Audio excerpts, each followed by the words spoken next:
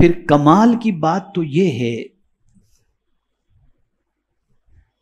کہ اس نقصان کے سلسلے میں کوئی احساس بھی مسلمان کو نہیں. میں اس کو ایگزامپل کے ذریعے سمجھاؤں.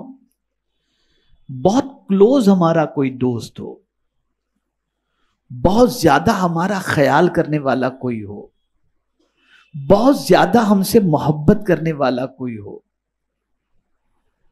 اگر وہ ہم سے تعلق توڑ بیٹھے یا اس سے تعلق کمزور ہو جائے تو ہماری رات کی نیندیں اڑ جاتی ہیں. ہمیں کسی چیز میں مزہ نہیں آتا، نہ کھانے میں مزہ آتا ہے، نہ کسی سے بات چیت میں مزہ آتا ہے. ٹیمپریچر بالکل ہائی ہو جاتا ہے اور ہم اس کو جھڑکنے لگ جاتے ہیں. ایک عام انسان جس سے آپ محبت کرتے ہیں، جو آپ کا بھلا چاہنے والا ہے، اس سے تعلق کمزور ہو جائے تو آپ کا یہ حال ہے. قدرت سے تعلق کمزور ہو گیا، کوئی فرق نہیں پڑا. آپ کہیں گے میں 5 ٹائم کی نماز پڑھتا ہوں، میں نے رمضان کے روزے رکھے، میں تلاوت بھی کرتا ہوں. تو اب میں آپ سے یہ سوال پوچھتا ہوں کہ کیا اتنی ساری چیزیں آپ کے رب سے تعلق کے مضبوط ہونے کی دلیل ہے؟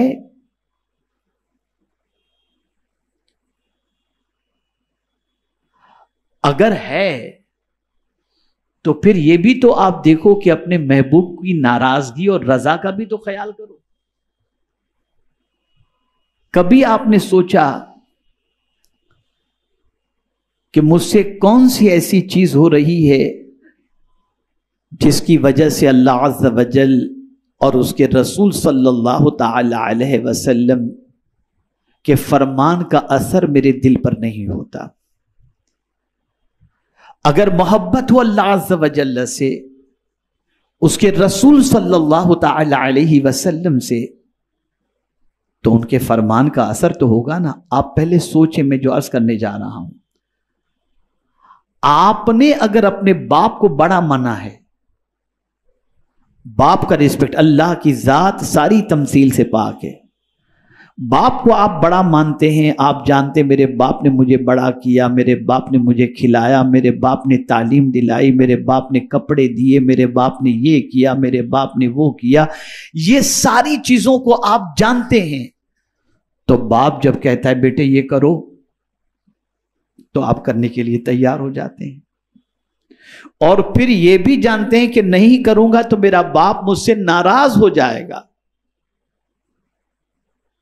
کبھی آپ نے یہ سوچا کہ باپ کو بھی روزی اللہ دے رہا ہے، باپ کو بھی پیدا اللہ نے کیا، مجھے بھی پیدا اللہ نے کیا، میں اپنے باپ کی بات نہ مانوں تو باپ ناراض ہو جائے، میں اپنے رب کی بات نہیں مانوں گا تو میرا رب ناراض نہیں ہوگا؟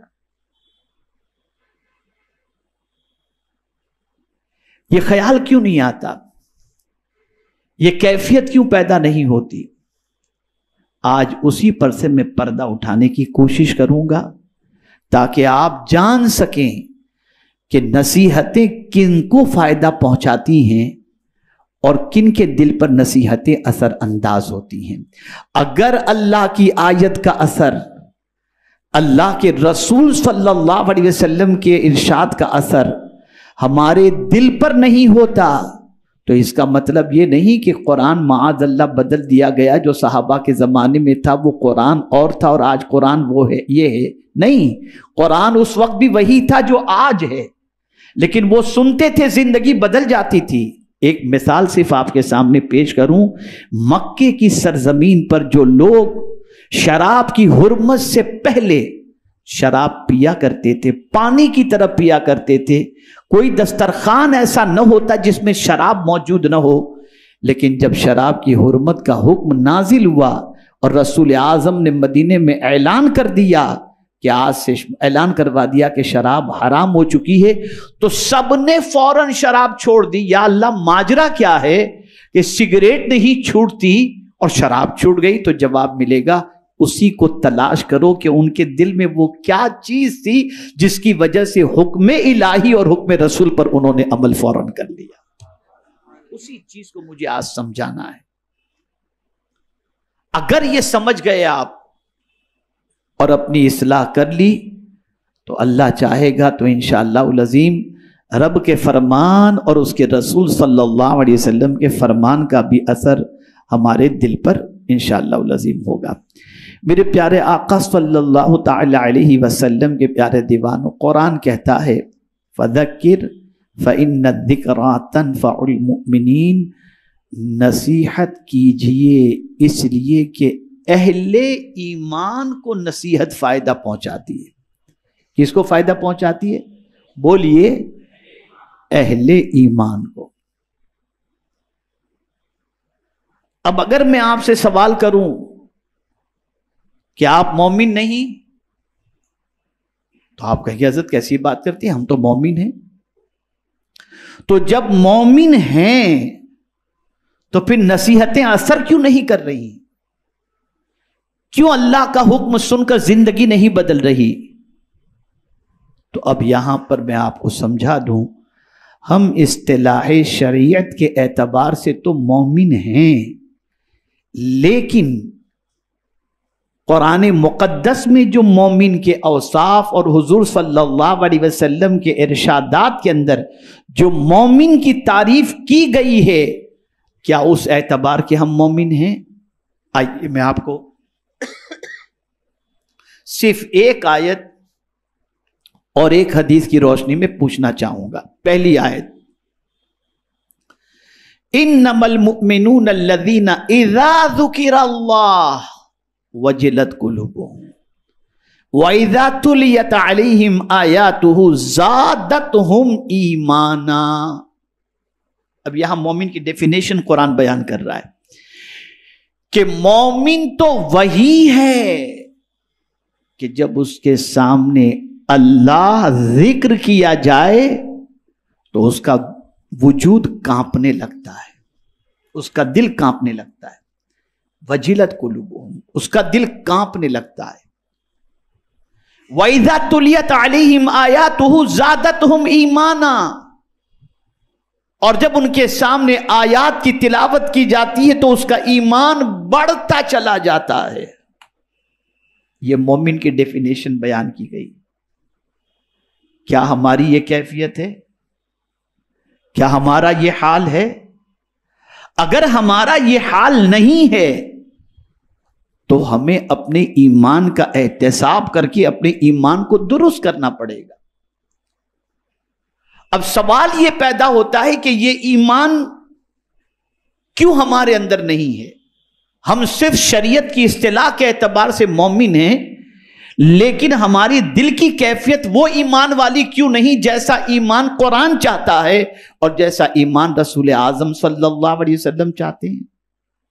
इसलिए कि ईमान का ठिकाना दिल है। ईमान का ठिकाना दिल है। तो मेरे प्यारे आका सल्लल्लाहु तआला अलैहि वसल्लम के प्यारे दीवानों, एक वजह तो आप, एक तारीफ तो ईमान मोमिन की आपने समाअत फरमा ली। अब हुजूर सल्लल्लाहु अलैहि वसल्लम के इरशाद की रोशनी में एक ईमान की तारीफ समाअत फरमा लें। ला युमिनु अहदुकुम हत्ता अकुना हवाहु तबअन लिमा जिअतु बिही। आका करीम सल्लल्लाहु अलैहि वसल्लम फरमाते हैं, तुम में का कोई शख्स उस वक्त तक कामिल मोमिन नहीं हो सकता जब तक कि अपनी ख्वाहिश को भी मेरे लाए हुए दीन के ताबे न कर दे। ख्वाहिश भी जो अंगड़ाइयां लेती हैं, उन ख्वाहिश को भी देखो कि हुजूर के दीन के मुताबिक ख्वाहिश है तो उस ख्वाहिश को पूरी करो। अगर हुजूर की शरीयत के खिलाफ कोई ख्वाहिश पैदा हो रही है तो इस ख्वाहिश को जब तक कि तुम छोड़ोगे नहीं तब तक कमाले ईमान इस दौलत से माला माल नहीं हो सकते। अब मैं आपको बताऊं, ये दिल में ईमान रहता है, और जब दिल खराब हो जाए, जब दिल खराब हो जाए तो फिर असर अंदाज न अल्लाह की बात होती है نہ اللہ کے رسول صلی اللہ علیہ وسلم کی بات ہوتی ہے۔ میرے پیارے آقا صلی اللہ تعالی علیہ وسلم کے پیارے دیوانوں، اسی کو اللہ عز و جل نے قرآن مقدس کے اندر ایک مقام پر فرمایا فَوَيْلٌ لِّلْقَاسِيَةِ قُلُوبُهُم مِّن ذِكْرِ اللَّهِ۔ اللہ عز و جل ارشاد فرماتے ہیں، اللہ اکبر، ویل ہے، خرابی ہے ان سخت دلوں کے لیے جو اللہ کے ذکر سے موم نہیں ہوتے، اللہ کے ذکر کا اثر ان پر نہیں ہوتا۔ خرابی ہے ایسے دل کے اوپر۔ اگر ہمارا دل اتنا سخت ہو چکا ہے کہ اس پر اللہ کی باتوں کا اثر نہیں ہوتا، اللہ کے رسول کی باتوں کا اثر نہیں ہوتا، تو دل ہمارا سخت ہو چکا ہے، اور سخت دل ہونا، اللہ اکبر، یہ بدبختی کی علامت ہے، فرمایا گیا بدبختی کی علامت ہے۔ اس میں کوئی یہ کمال نہ سمجھے میں تو بہت سخت دل آدمی ہوں یار، کسی کا جنازہ پڑھاؤ تب بھی آنسو نہیں نکلتا، میاں یہ کمال کی بات نہیں ہے، یہ تباہی کا ماتم کرنے کا وقت ہے۔ سخت دلی اچھی چیز نہیں ہے۔